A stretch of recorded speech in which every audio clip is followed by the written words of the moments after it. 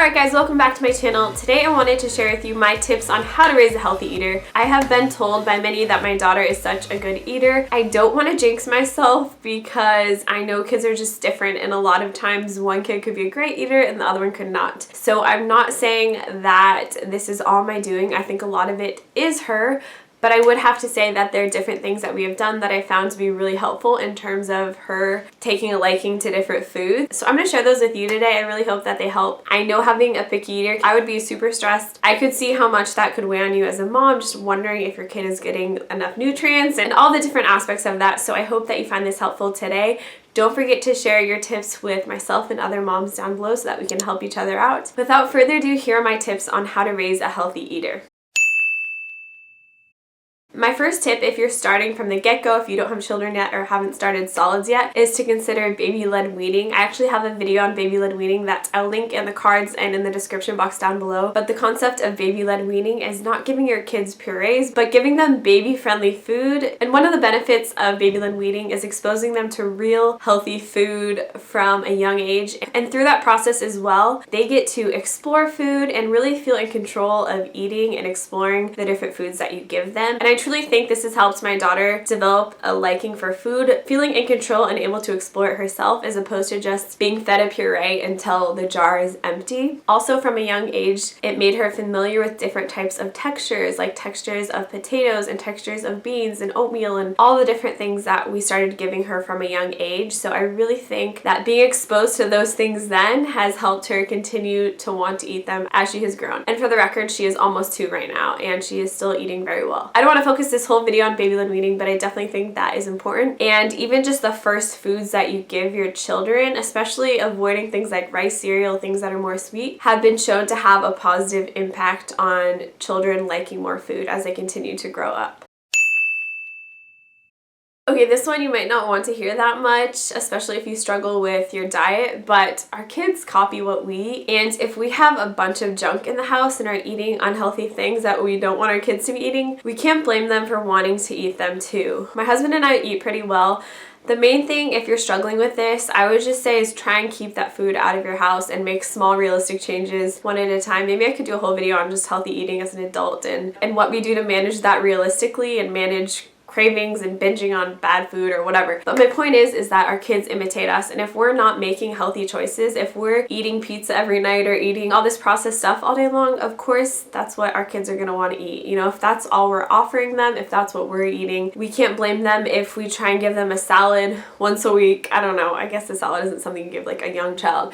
But if we give them spinach or vegetables one night out of the week and say that they don't like eating healthy food, they're not used to that. Their palate, just like an adult, their palate isn't used to that. It's used to the processed stuff, the things that kind of excite our brain and taste better than spinach. You know, spinach, vegetables, a lot of that stuff is an acquired taste and it takes time. So focus on what you're eating and be more thoughtful of that. And if you need to make those changes in your diet, focus on that before you just fixate on editing and changing your kids' diet, because it starts with us as parents in every way, really, in parenting.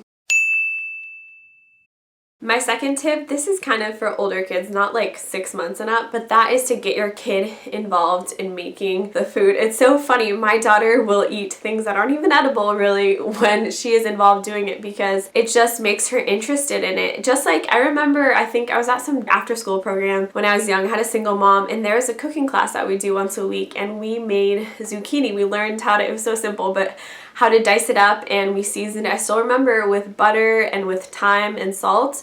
And I love zucchini, and my mom made zucchini like that all the time because I loved it.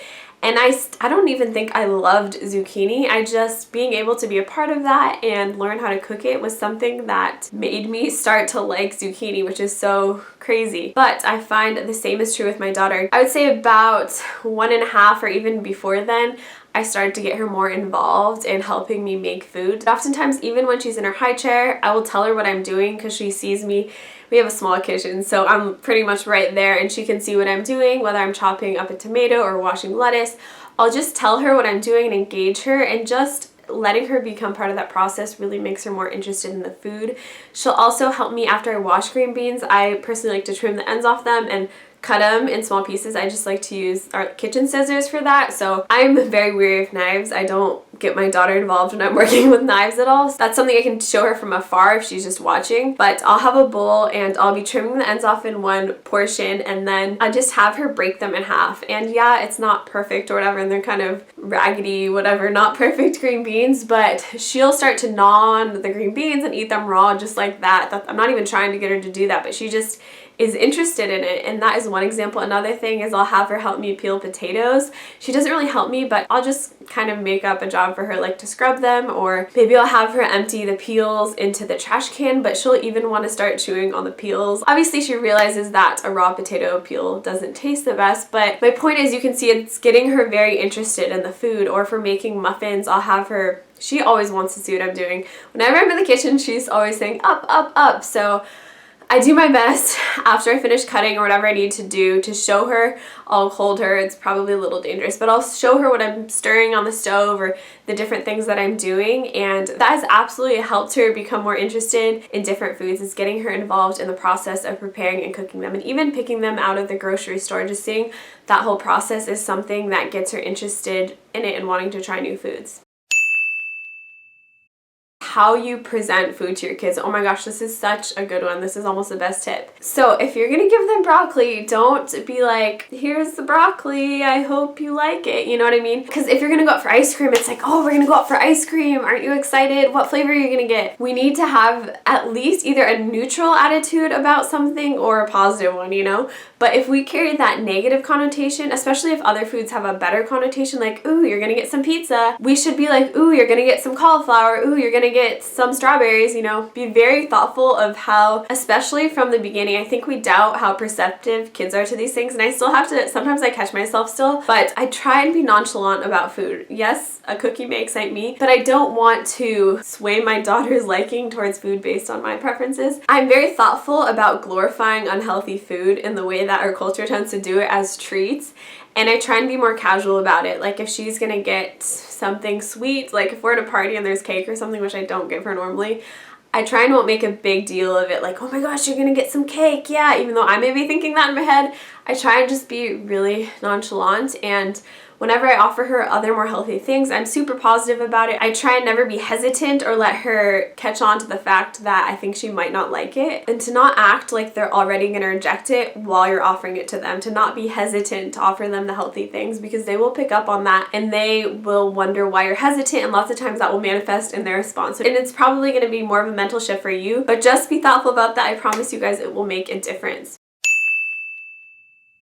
My next tip is to, when you're feeding your child at a meal, is to give them the healthiest foods at the start of the meal. I don't know if this is an obvious tip, but especially if the meal that they're about to eat isn't prepared, it's very easy to just throw puffs at them or just some sort of snack. But if you start with something like that and set their palates with that, and then try and get them to eat peas or try and get them to eat something that's more healthy, whatever you're trying to expand them into, even just fruit or whatever they're not eating, whatever you really want them to eat, offer that first, and offer that when they're hungry too. If your kid has been snacking a lot, it's not that you can't offer it, but if they're not very hungry, they're probably not going to be eating the things that are more healthy. Just like adults, I mean, if you're not really hungry, you're probably not going to be snacking on the healthiest thing that you don't like that much. So, and also if you have a meal, let's say you made them some pasta and there's some vegetable, give them the vegetable first. Don't even let them see the pasta, and let them take their time with that. So just exposing them to the healthiest things at the start of the meal is really beneficial. Another quick one is try things in a different way. There's so many different ways to prepare things. Like there's some foods that you can even try giving your kids frozen. My niece really likes frozen peas, so I decided to try that with my daughter. And she doesn't love them all the time, but many times, especially if she's hungry, she will snack on frozen peas. So try frozen peas or frozen berries or frozen, make sure the berries aren't something they could choke on though, but if they're cut in half. Or if they don't like vegetables steamed, try roasting them in the oven. I personally like vegetables roasted in the oven more than steamed, so it's crazy how many times my daughter actually likes the things that I like. You just tend to go for the very simple things, which there is benefit to going to the simple things, but kids actually have taste buds too and they want things to taste good, so just keep that in mind. So they very well could like a certain vegetable prepared in a different way. Along that note of how we prepare them, make these things taste good. Just like me, if something is not the right texture or it's not very sweet or just totally off, I'm not very interested in it, and my daughter is very much the same way. If it's a sweet, juicy orange, my daughter will want 2 of them. But if it's like a dry, flavorless orange that has a weird texture, my daughter is not going to want it. So keep that in mind. Our kids want things that taste good too. Along with that, I don't like vegetables that are steamed without butter or anything on them. Like, that's kind of boring to me. Try putting marinara sauce on broccoli or on your vegetables. Put some butter or put some olive oil on them. Experiment with different seasonings. Be wary of salt because we're not supposed to be giving our kids a lot of salt. That's not healthy for them, especially if they struggle drinking water, which a lot of kids do and it's summertime. So don't go for the salt, but go for the fats. I mean, I like buttery vegetables. I will eat many more of those. Or if you have to melt cheese on them, just work with what you can work with and think about making them taste good. There's so many different spices too. I've been surprised by the different spices my daughter likes. When I make something that is really yummy, like coconut curry with chicken, she really likes it. Just try making your food taste better, just like you do for yourself.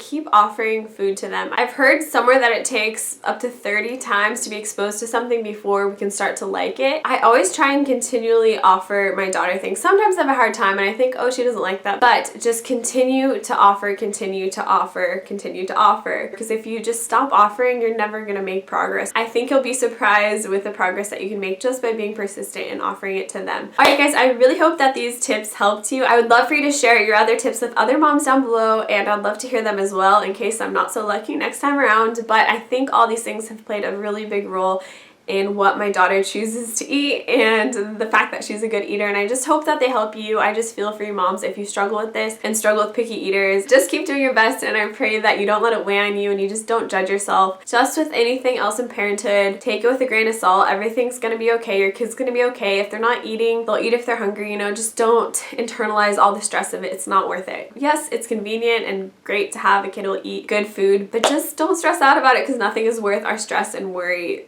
At least the way we tend to do as moms, because we care so much about everything. Alright guys, if this was a help to you, don't forget to give it a thumbs up. And if you are new to my channel and interested in other mom motivational type videos, I'd love to have you subscribe to my channel. I love you guys all so much, and I'll see you in my next video. Bye!